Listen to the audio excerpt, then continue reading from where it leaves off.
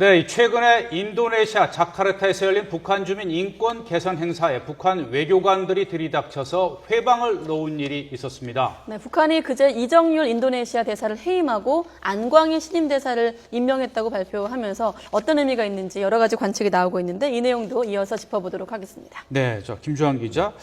인도네시아 자카르타에서 열린 그 인권 행사에 북한 외교관들이 들이닥쳐가지고 이제 뭐 문책성 인사까지 했다.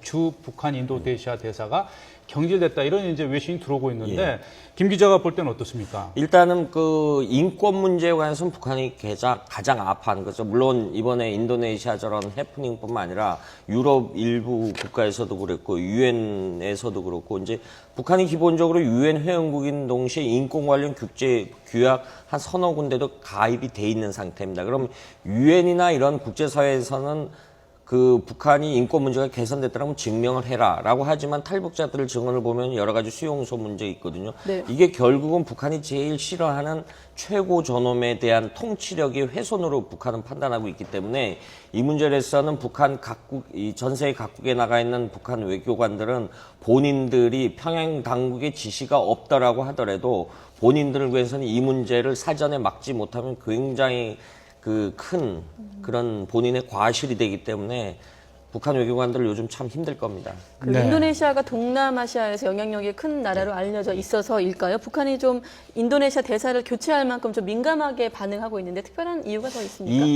지금 이 리정률이라고 북한은 발표를 하고 있는데 이 사람이 54년생입니다. 54년생이고 2011년부터 인도네시아 대사에 임명됐고 호주 주재 대사를 겸임하고 있는 인물이거든요. 그런데 이 인물을 보면은 이 김정일의 이복 동생인 주 폴란드 대사인 김평이라고 평양 남산중고등학교 김일성종합대 동기 동창입니다. 그래서 일각에는 어떤 이번 건에 관련돼서 경질성 인사라기보다는 이른바 김평일 인맥의 그 격가지 쳐내기라는 분석이 일부에서 나오고 있고요. 과거 이 사람이 한때 교원으로도 이렇게 좌천됐다가 다시 외교관으로 복귀한 경력이 있는 사람입니다. 그런데 이제 신임으로 했다는 안광일이라는 사람은 좀 행적이 좀 별로 드러나지 않는데 여러 가지 검색을 해보면은 어떤 선전선동부에 근무했던 인사인 거로 추정을 한다라는 이 여러 가지 정보당국자들의 이야기가 있기 때문에 어떤 이런 부분에 대해서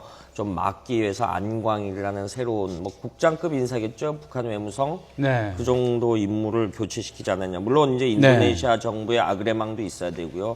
이게 북한 입장에서는 호주 정부의 아그레망도 있어야 되기 때문에 실제 금방 임명될지 여부는 현지 부임할지는 좀 두고 봐야 될 것 같습니다.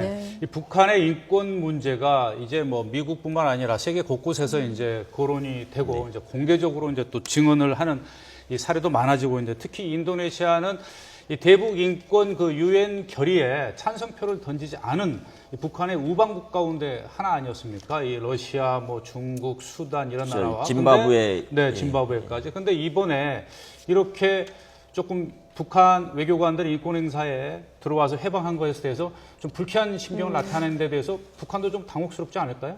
북한도 당혹스럽고 아마 인도네시아 정부도 당혹스러울 겁니다. 왜냐하면 할 수 없는 상황이니까요.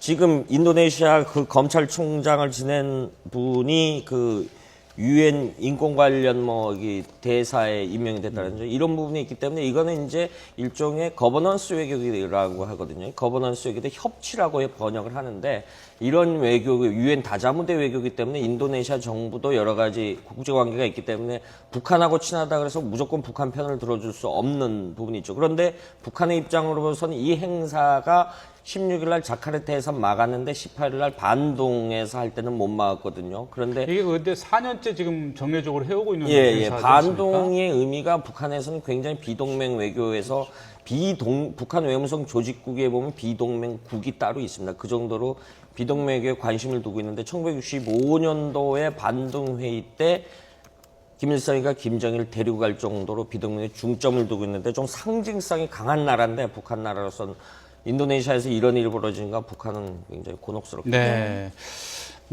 이 북한의 인권 문제 이제 이 국제사회에서의 이제 문제로 이제 공식화되면서 이제 북한도 굉장히 이 당혹스러운 이제 그런 상황으로 치닫고 있는 것 같습니다.